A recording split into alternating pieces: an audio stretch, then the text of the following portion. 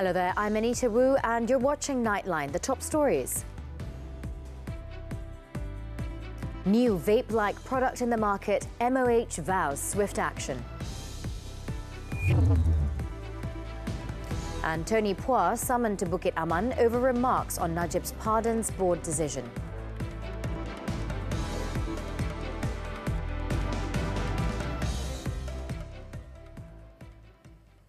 Begin with our headlining story.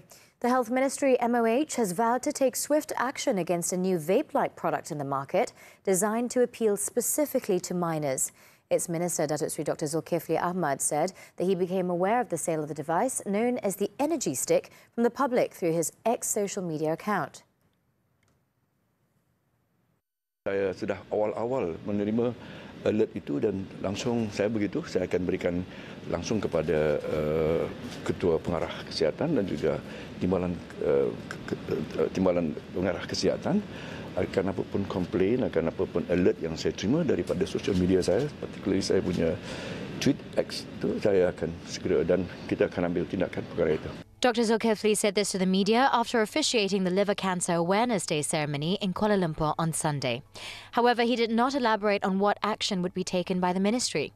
Earlier, it was reported that a health group expressed concerns about the availability of the new product in the market, alleging that it is being sold to school students for prices ranging from as low as RM2.50 to RM10. Public Health Malaysia, in a posting on Facebook, claimed that the promotion of the device, using the tagline "Inhale first, then go to school," clearly showed that it was aimed at minors.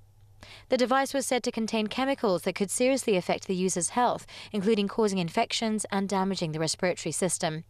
The group claimed that the new product could potentially influence both youngsters and adults to engage in more harmful substance use similar to cocaine, which is commonly administered through nasal inhalation. The Education Ministry, MOE, will open 129 more preschool classes nationwide this year to provide opportunities for more children to receive early education.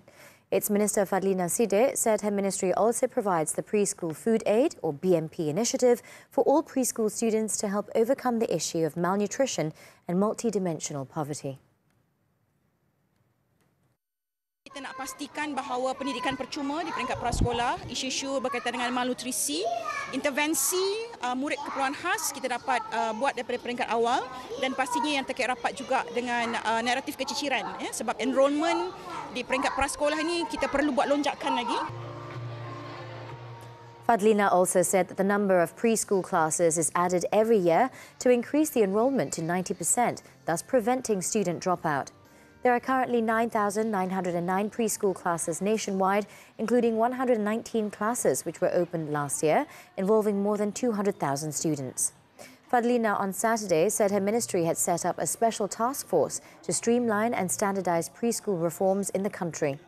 This was to ensure that the curriculum and also preschool-related issues in terms of learning and syllabus could be coordinated under the ministry. At the same event, Fadlina said that the MOE will discuss with the Communications Ministry on the issue of TikTok account ownership by children under 13.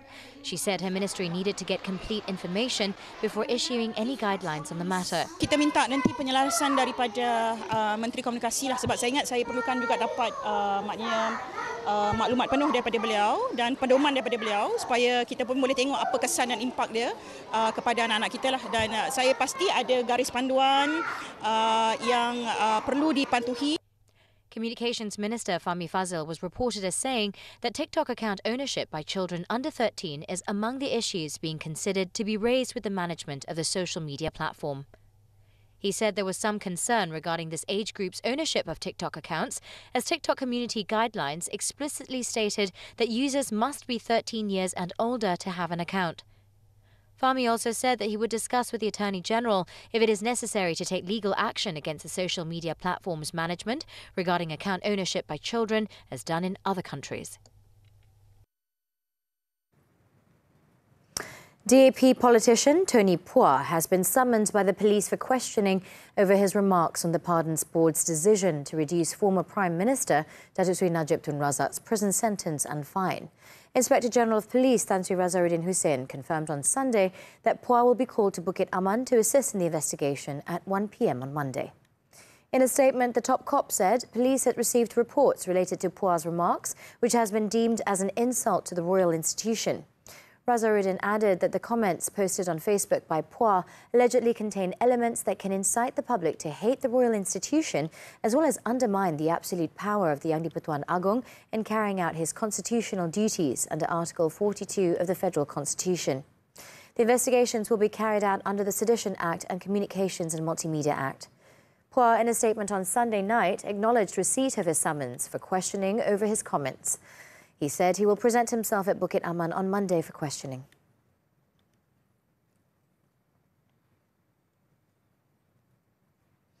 UMNO does not want any dissenting voices questioning the Federal Territories Pardons Board's decision to reduce former Prime Minister Datuk Sri Muhammad Najib Tun Razak's sentence. Its Secretary-General, Dato' Ashraf Wajdi Dusuki, stressed that the party demands all parties to respect the decision, as it was the absolute discretion and power of the Yang di-Pertuan Agong as enshrined in the Federal Constitution. According to Ashraf, the party's division leaders have accepted the UMNO Supreme Council's stand on Najib's reduced sentence. However, UMNO is determined to pursue freeing its former president from behind bars. Semua kepimpinan sepakat untuk bersatu hati meneruskan usaha pembelaan terhadap Datuk Seri Najib Tun Razak. He said this after a special closed-door meeting that gathered 191 UMNO division chiefs on Sunday. During the meeting, UMNO President Datuk Sri Ahmad Zahid Hamidi issued a directive to the divisional leaders to collect 1 million signatures for a petition seeking a full pardon for Najib and set February 9th as the deadline. It was reported last week that the Pardons Board had reduced Najib's fine to 50 million ringgit from 210 million ringgit, as well as halved his 12-year jail term to 6. The former Pekan MP has been jailed on corruption charges relating to the 42 million ringgit SRC international case.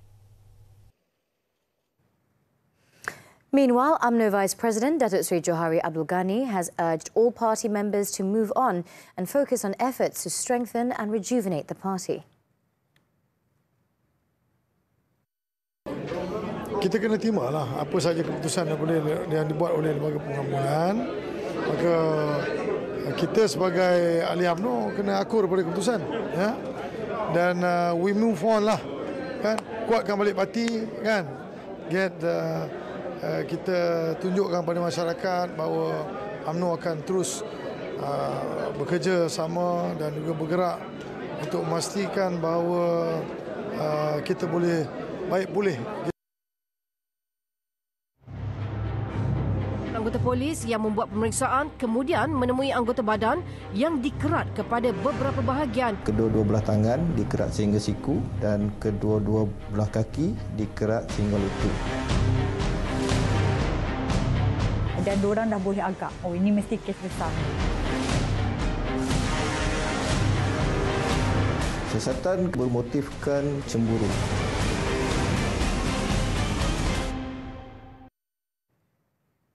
Still on Nightline, 10 traffic policemen, including an inspector who were involved in a roadblock to nab drunk drivers, are being investigated after the Bukit Aman Integrity and Standards Compliance Department, or JIPS, conducted a spot check and found 3,753 ringgit in cash on them.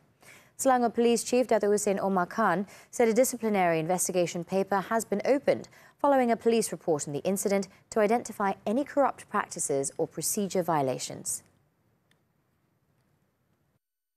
Mereka sedang melakukan operasi ops alkohol iaitu mabuk.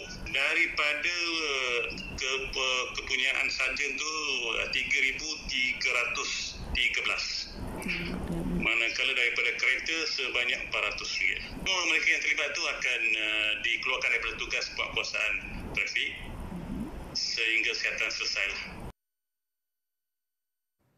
Previously, a police report regarding the case went viral on social media, detailing how the 10 policemen had been caught by JIPS for having the cash on them during the roadblock to nab drunk drivers in Petaling Jaya. District Police Chief Assistant Commissioner Muhammad Fakhruddin Abdul Hamid, when contacted, said those involved had been transferred immediately after the probe was initiated. He also assured that police will conduct a transparent investigation and appropriate action will be taken if any wrongdoing was identified.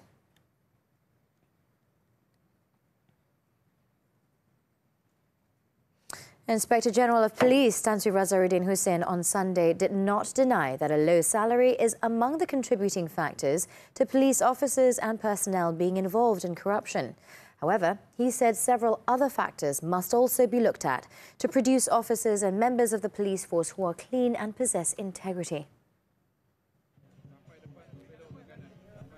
Citing the situation in Singapore, where higher police salaries are credited with the absence of corruption, Razaruddin pointed out that addressing graft requires more than just salary adjustments. He explained that there are still cases of corruption among individuals with high income. Therefore, the matter is more about the person's attitude.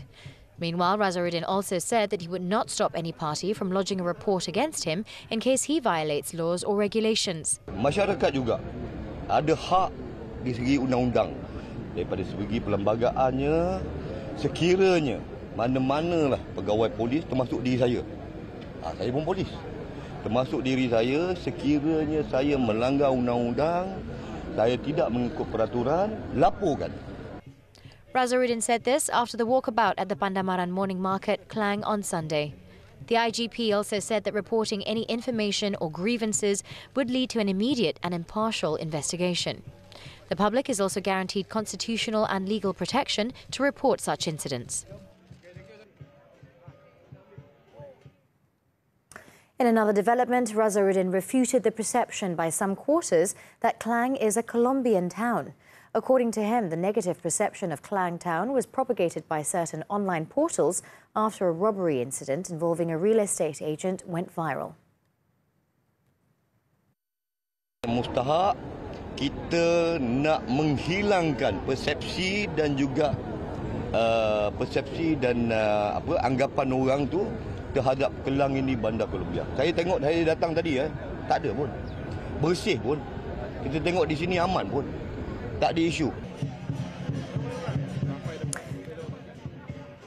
The IGP also said that several operations were conducted on drugs, smuggling of migrants and criminal activities in Klang between January 15th and February 1st to raise the town of the negative perception.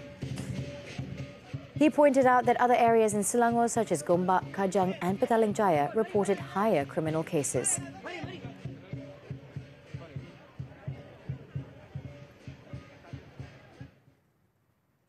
Ten more illegal immigrants who escaped from the Bido Immigration Temporary Detention Depot have been recaptured, bringing the total number of arrests to 51 as of Sunday. Perak Police Chief Datuk Sri Muhammad Yusri Hassan Basri confirmed the latest arrests, which were made at the Kampong Senta oil palm plantation in Bido. The escapees were then brought out from the location by authorities in an immigration department van with the assistance of the Malaysian Volunteer Corps, RELA, at about 2:30 p.m. In the 9:50 p.m. incident last Thursday, 131 illegal immigrants comprising 115 Rohingya, 15 Myanmar nationals and 1 Bangladeshi escaped during a riot at the detention depot. However, one detainee died in an accident while attempting to cross the North-South Expressway. Police believe many of the escapees are still hiding in villages in Tapah and Bido.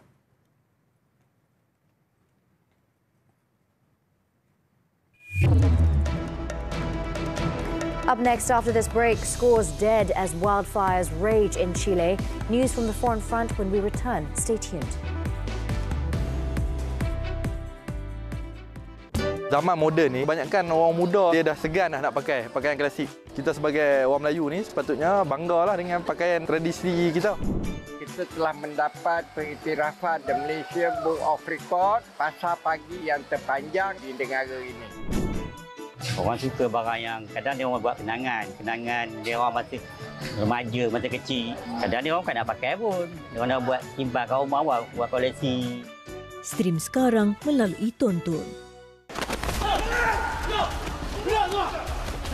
Buruh paksa, majikan abai hak pekerja. Duduk baring seorang. Semua tangan atas kepala, Hari-hari kerja? Hari-hari. Cuti, taruhlah syendul cuti kadang-kadang.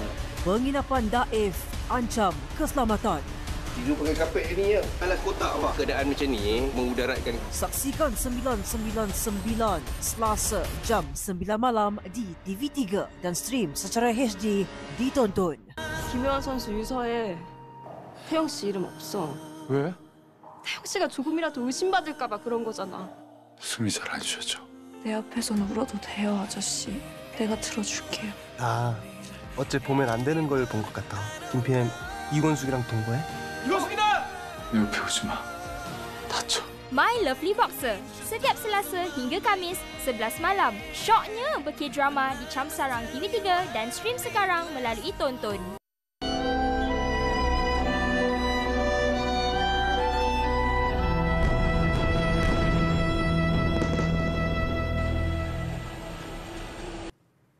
We're back with news on the foreign front.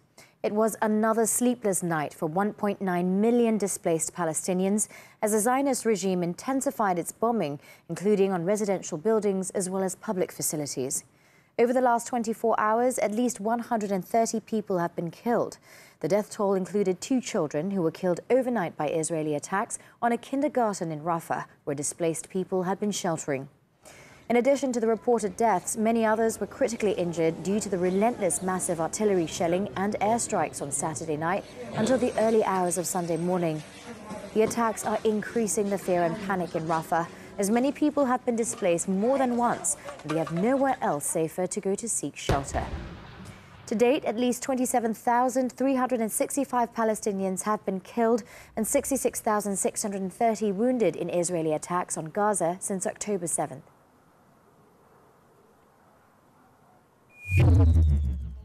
In the meantime, some displaced Palestinians are now taking shelter in damaged buildings, even though it further endangers their safety in the face of imminent collapse of such structures. Having no other choice, Palestinians living in Gaza are now using the partly destroyed buildings as their new home.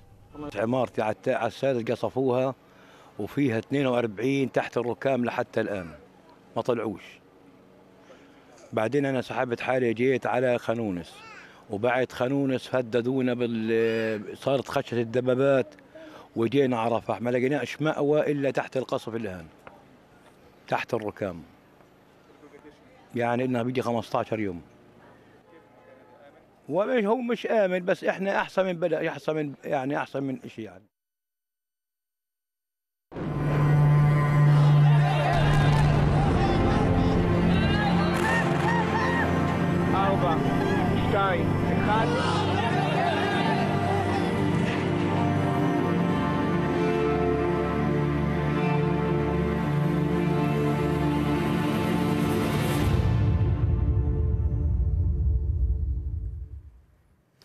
Chile's forest fires death toll has surged to 51 people on Sunday, while 200 others were missing, with the figures likely to keep climbing.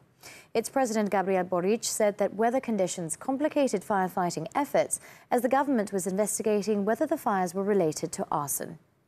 The government has imposed a curfew in the Valparaiso region from 9 p.m. local time on Saturday to 10 a.m. on Sunday to facilitate the combat against the fires. Over 1,200 houses have been destroyed in Quilpué and Villa Alemana, while at least 9,000 hectares of land throughout the central region have been burned by the fires. Boric declared a state of emergency for the catastrophe in the Valparaiso region on Friday night to deploy extra resources and to allow the intervention of military.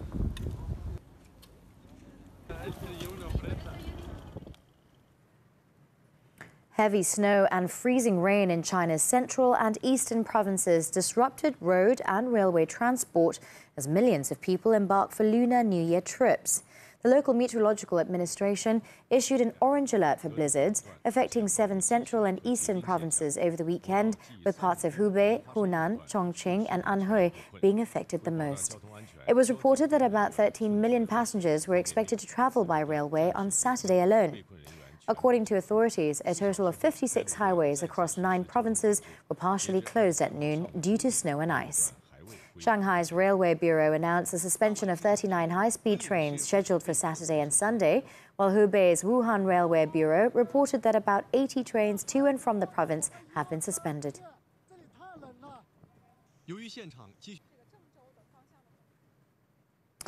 Large swaths of Australia sweltered through a heat wave on Sunday, with authorities warning of an elevated bushfire risk during an already high-risk season, attributed to an El Niño weather pattern. The heatwave alerts issued by the nation's weather forecaster was for the country's most populous state, New South Wales, the Australian Capital Territory, Northern Territory and Western Australia. The alerts warned that temperatures in some parts of the country could reach up to 40 degrees Celsius. According to data, the forecast for the western part of Sydney, the capital of New South Wales, was 39 degrees Celsius, almost 10 degrees above the February mean. Hot and dry conditions coupled with gusty winds has also prompted the forecaster to issue extreme fire danger warnings for parts of Victoria and South Australia. Sunday's hot weather was the latest in a series of heat waves scorching Australia, following damaging floods in the country's east last month.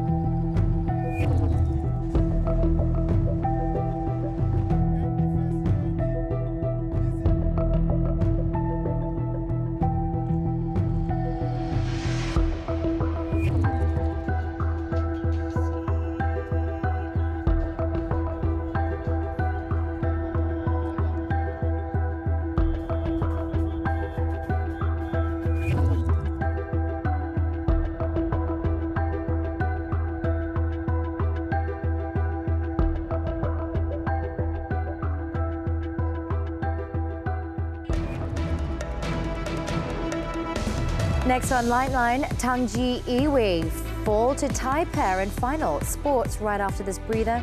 Don't go away. Zaman moden ni, banyakkan orang muda dia dah segan dah nak pakai pakaian klasik. Kita sebagai orang Melayu ni sepatutnya banggalah dengan pakaian tradisi kita. Kita telah mendapat pengiktirafan The Malaysia Book of Record pasar pagi yang terpanjang di negara ini.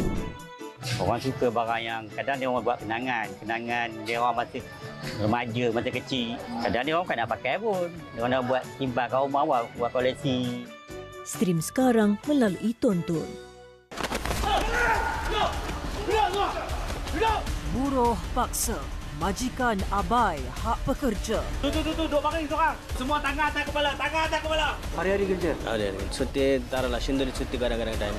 Penginapan daif ancam keselamatan. Tidur pakai kapet ni ya. Alas kotak apa? Keadaan macam ni memudaratkan. Saksikan 999 Selasa jam 9 malam di TV3 dan stream secara HD di Tonton. Isu tular parti sekolah adakah satu keperluan atau saja-saja? Kekejian otot, benarkah petanda kepada penyakit kronik?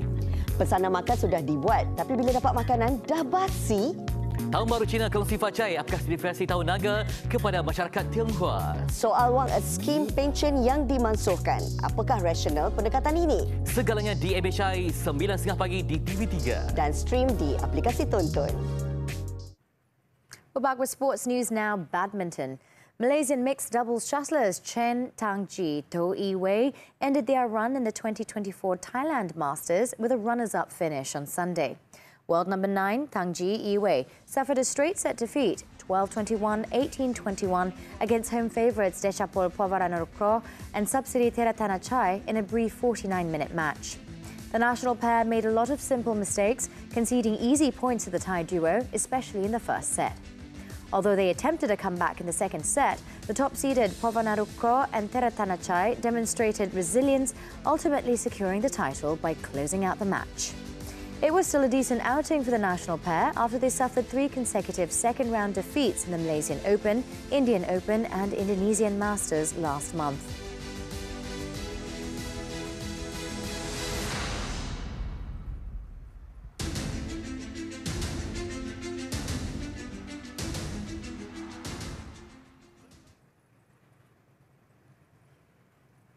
On to football now. The AFC Asian Cup.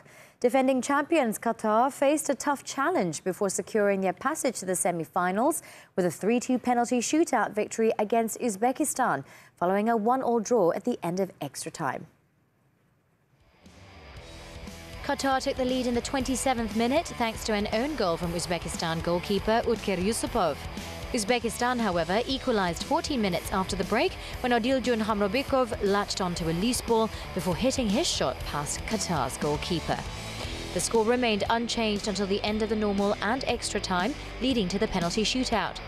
Mishal Barsham emerged as Qatar's hero by saving 3 penalties, securing their last 4 clash with 3-time champions Iran.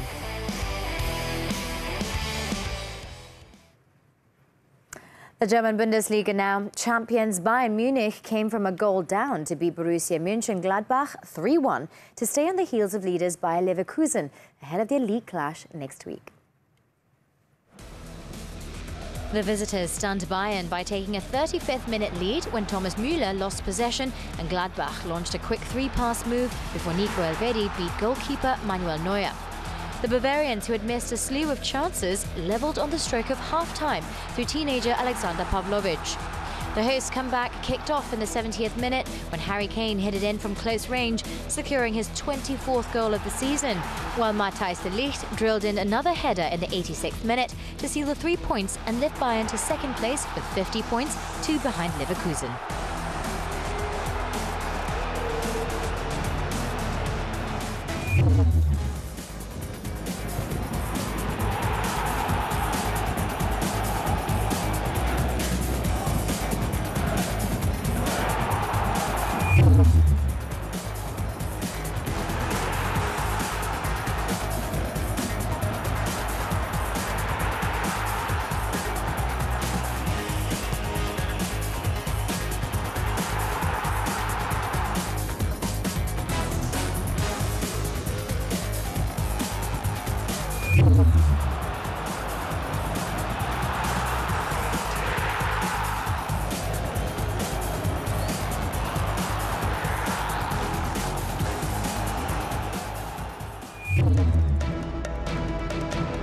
Coming up after this break, another drug syndicate in Johor busted. Don't go away.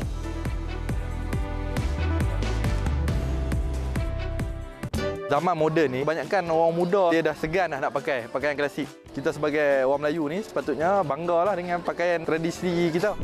Kita telah mendapat pengiktirafan di Malaysia Book of Record pasar pagi yang terpanjang di negara ini. Orang suka barang yang kadang dia orang buat kenangan dia orang masih remaja, masih kecil. Kadang dia orang bukan nak pakai pun. Dia orang nak buat simpan kat rumah, buat koleksi. Stream sekarang melalui Tonton. Buruh paksa, majikan abai hak pekerja. Tu, duk baring seorang. Semua tangan atas kepala, Hari-hari kerja? Hari-hari. Cuti, taruhlah synduri cuti kadang-kadang time. Penginapan daif ancam keselamatan. Tidur pakai kapet ni ya. Alas kotak apa? Keadaan macam ni mengudaratkan. Saksikan 999 Selasa jam 9 malam di TV3 dan stream secara HD di Tonton. वो जरूर उनका कुछ बुरा करने वाला है।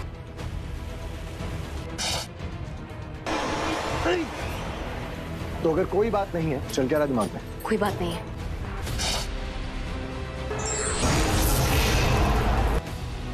हमेशा के लिए चलावा। Alibaba, Dustin di Kabul. Setiap Isnin hingga Khamis 4 petang di Sonia TV3 dan stream sekarang melalui Tonton. Welcome back. Still on Nightline. Police arrested 5 men believed to be members of a drug trafficking syndicate last Monday and uncovered a ploy to prevent authorities from detecting ecstasy powder by making it look like cocoa powder. Johor Police Chief Commissioner M. Kumar said the 5, aged between 17 and 31, were arrested in raids on 2 rented premises around Iskandar Putri between 4 a.m. and 4:30 a.m. The syndicate has been active since July and was using these rented houses to store, repackage as well as distribute drugs to the local market, including entertainment outlets. They also packed the ecstasy powder into flavoured packet drinks. The operation saw the seizure of various drugs, including 23.68 kilograms of ecstasy powder, 997.4 grams of ketamine, 193.5 grams of ganja, and 1,490 Eramin 5 pills, all with an estimated value of 1.81 million ringgit. 4 of the suspects also tested positive for drugs, while 3 were found to have drug and crime-related records. All 5 suspects have been remanded for a week until Monday to assist investigations under the Dangerous Drugs Act.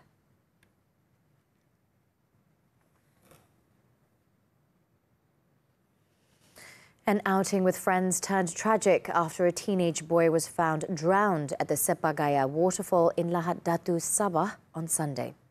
Lahad Datu Fire Station Chief Sumsua Rashid said the victim, identified as 18-year-old Muhammad Shaiful Romeo, was believed to have drowned at around 10:30 a.m. 9 personnel, along with an emergency service support unit, were deployed to the location immediately upon receiving a distress call at 10:45 a.m. The search operation for the victim also involved the police, State Forestry Department and Health Ministry personnel. Shaiful's body was successfully recovered around 1 p.m. and he was confirmed dead by medical officers at the scene. It was believed that the victim had drowned while swimming in the waterfall with his friends. The body was then handed over to police for further action.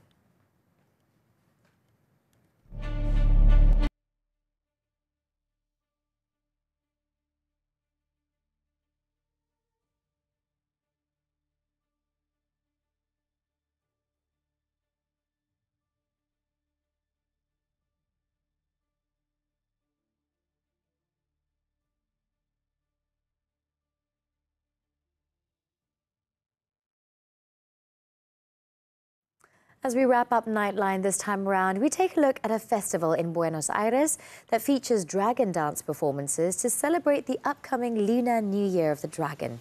With that, I'm Anita. Thank you for tuning in and have a productive week ahead. Good night.